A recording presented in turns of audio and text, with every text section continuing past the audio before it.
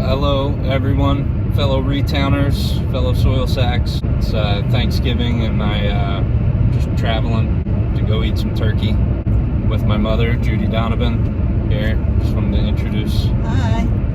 Wanted to get her thoughts and opinions on everything we're working on, what she thinks of Retowne, because of course it's, you know, it was what my mother introduced me to as a child with you know, thrifting and just not even just that, but just appreciating antiques and the stories behind all of these things that a lot of times just kind of get tossed away and forgotten about. So thanks for agreeing to do this. You're welcome. After all, it's Thanksgiving. It hasn't been Thanksgiving for a long time.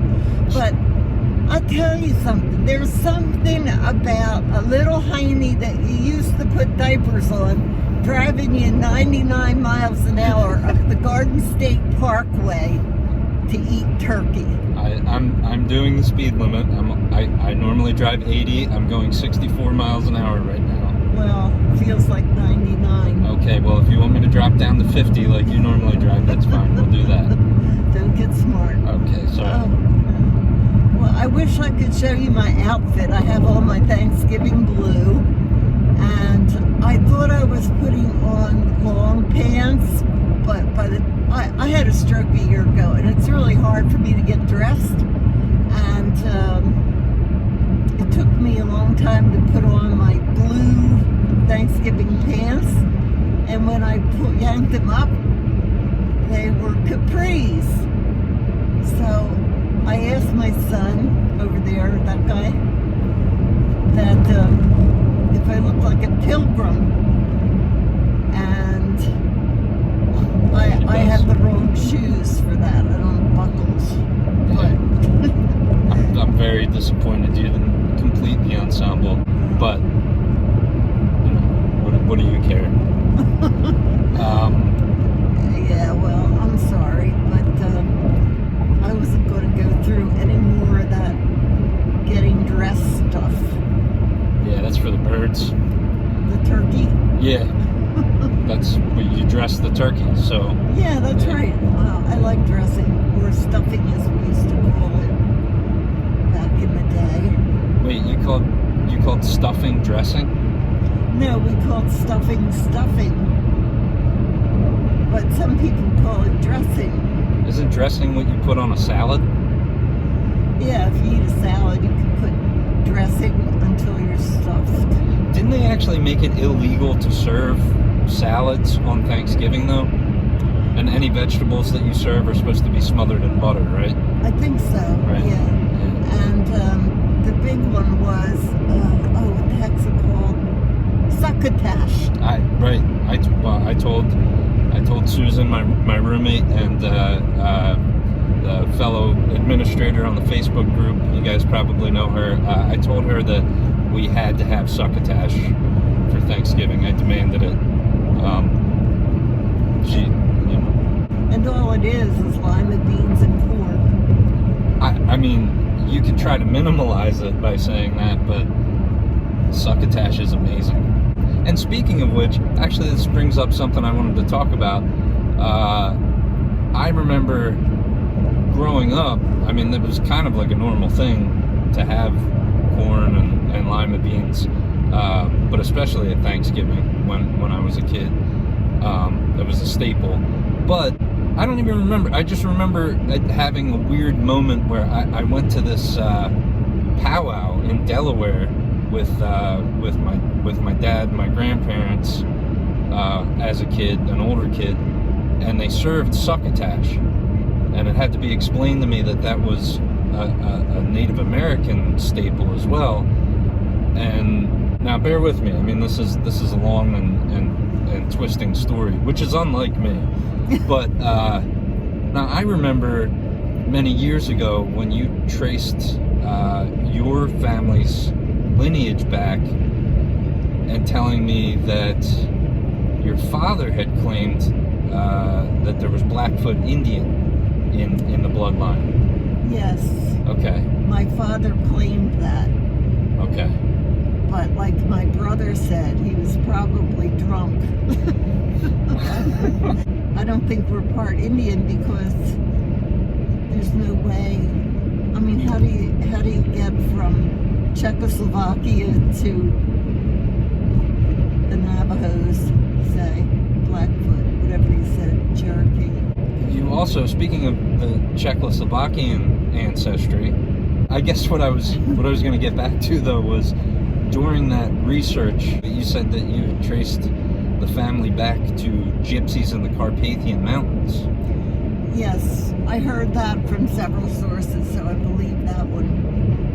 Right. So, which I always thought was cool because I imagined that our ancestry were like the dirt bags of soil sacks, if you will, of their age, fighting Vlad the Impaler, Dracula himself. So I kind of always, I think I come from a long line of vicious vampire killers. No, just we were gypsies selling their wares from their little coach. So I didn't make it too much further, huh? No. Well, all right. Yeah, I used to have a picture of a band of gypsies. They had the little carriage drawn by donkeys or horses or something, and they had pots and pans and stuff hanging from the coach, selling their wares along the road, like Massachusetts Avenue. Yeah. So I'm gonna have to get some donkeys, is what you're saying, right? Yeah. So getting back to the point, I guess. So I mean, what do you think of R.E.T.O.W.N.E? I mean, what was your initial reaction? And I guess I mean, do you still see it the same way? And well, when I first saw the name R.E.T.O.W.N.E, the thing that struck me was that the first few letters are the last name of Josh. Right. R.E.T.O.W.N.E. And I thought that was nice. I think the philosophy of keeping things out of the landfills is excellent, and I've always been a recycler, and you can recycle anything, really. Right, like all the empty Cool Whip tubs. That, yeah, my mother did. Yeah, well, that's what I was gonna say. I mean, I think you still have some of hers in the cabinet, right? I think I got rid of them finally, but I know she's put leftovers in them and send them home with people. I specifically remember the Thanksgiving leftovers in those. Yeah. Yeah. Of course, you can make things out of discarded items. Such as planters. Maybe, got an old tub, fill it up with dirt, put your flowers in it. Right, because I mean, that's a huge problem, especially in South Jersey. All the old tubs everybody has laying around when they remodel their bathrooms, and then a year later they knock the house down to build a new house. Oh yeah. And then they want to, then they want to upgrade the bathroom. It's a huge problem here. If you're not from here, it really is. So there are a lot of unused tubs laying around. Right. Well, I like the back and forth exchange of ideas and infighting. Oh, you like the infighting? Yes, and well, I'm glad everybody's having a good time with that, because it's really, I mean, the funny thing, talking about the feud I have with Ed, I mean, I know people are either confused or they think they know what's going on, but nobody knows the whole story, and that's all I'm going to say right now. But Ed and I have been friends for a long time. We worked on a lot of different ideas and a couple projects that actually came to be, but I'm sure we'll work it all out. I just sometimes friendships don't last forever. So that would, I mean, you know, you could relate, because obviously you kind of instilled a lot of these values in me, the things that are behind the ideas of Retowne. So, I mean, what do you think? How do you think things are going now? What do you think of what's going on now, besides the Eddie thing? I wish people would take advantage of the things that you offer. People like to pay for things. They like a bargain. You know, you've heard of people like putting furniture out to this curb free, and it's out there for days. Then you put a sign on it, $5. Right. It's gone. Yeah. But then they don't get their $5. I've seen that happen. Well, now, take a Mr. Coffee, okay? I will. Thank you very much. I will take a Mr. Coffee. You find a Mr. Coffee, and all you have to do is like clean it up, and it works because its previous owner got an upgraded one, got a Keurig or something, and didn't want that Mr. Coffee anymore. So you walking around in the store and you see Mr. Coffee, $59.99 or whatever they cost these days. Well, prices have gone up a little bit. I think they've gone up a little bit. I think like your standard Mr. Coffee is selling for about $109.99. Oh my goodness gracious. Yeah. Well, I mean, it makes sense. Prices need to go up while all of us get less pay. It just makes sense. Yeah. Yeah. Well, go on. I'm sorry. Especially, I didn't mean to interrupt. You've just saved a whole bunch of money because you didn't buy one. You just saved one. It still works. It still makes coffee. I think it shows that you're pretty smart.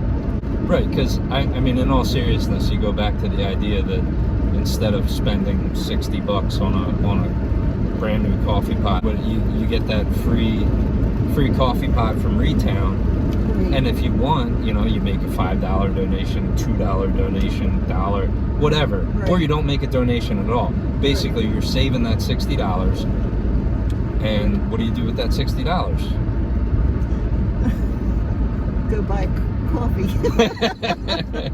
Right. Well, right. Okay. Right. So, I mean, you get to put that money towards something else, right? Right. I mean, that's the whole idea. Like you said, I think it makes sense. I think it's smart. I think it's disrespectful to throw away things that are perfectly usable. It's disrespectful to the product, to God who provided it to you in the beginning. Maybe there aren't too many people like that left in the world. I don't know. I grew up in the 50s and things were a lot different. We didn't have big superstores. We didn't have Mr. Coffees. We had bonfires and aluminum pots. Well, I mean, you guys lived in a lean-to, right? Yeah, we had to turn it around every once in a while, depending on lean it the other way, right? Yeah, where the winds were coming from. Yeah. Well, so I mean that kind of brings up an interesting point I've thought about too, where, you know, I mean, it was almost just a matter of necessity when you were growing up to be frugal and to reuse and recycle, and yet now, this day and age, the younger generations, I mean, I don't understand. Maybe it's not even just, I'm not trying to call out younger generations. I mean, it's my generation too, where, I mean, we're going through some of the worst financial crises that this country has ever seen, like the Great Recession and the largest transfer of wealth that picked up a lot of steam back in 2008, and then really just took a leap forward during the pandemic. You know, so we're you know, you make a joke about wage stagnation and inflation at phenomenal clips. Why is it still kind of unpopular, and why is there such a stigma attached to thrifting and secondhand goods, and, you know? I don't think there is as much as a stigma as there used to be. We didn't have thrift shops, to my knowledge, growing up. Well, part of that is because new things were, well, new things weren't invented, right? No. No, I mean, like, things were reasonably priced according to the wage structure in this country. You didn't have thrift stores because you had a network, you had a community where it was like, hey, look, you know, my aluminum pot melted in the bonfire. We got a little crazy throwing the wood on there, and it just, you know, oh, don't worry, we have an extra. You know, it was that kind of thing. I don't know. I mean, I think there still is a little bit of a stigma attached to that idea, because I mean, I can talk about this current financial situation in our country as being so dramatic and so, you know, so debilitating to the everyday American and everything like that. But really, we have no idea. We have no idea what the Great Depression was like. We have no idea what, you know, how bad it can really get. We still haven't, you know, I struggle. I'm struggling with my bills and things like that, but I still live in the lap of luxury compared to most of the world, you know? And I try to remember that, you know? My priorities are out of whack, and I'm trying to change that. We're almost to Summers Point, aren't we? Well, technically we're in Summers Point, yeah. Ooh. Yeah. So I guess I mean I guess we can kind of wrap this up for now. I just want to thank anybody thank anybody that's tuned in. Thank you. Oh my God, thank you for watching my video. I'm sorry that I was DeBoer, but get used to it. I think people will be able to tell where I get the awkward and ridiculous sense of humor from this video.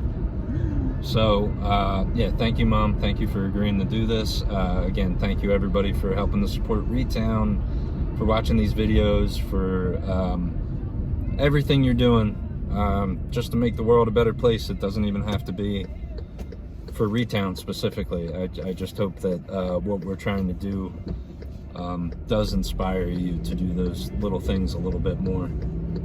So yeah, thanks again. Have a wonderful Thanksgiving, everyone. You're here. Here, here.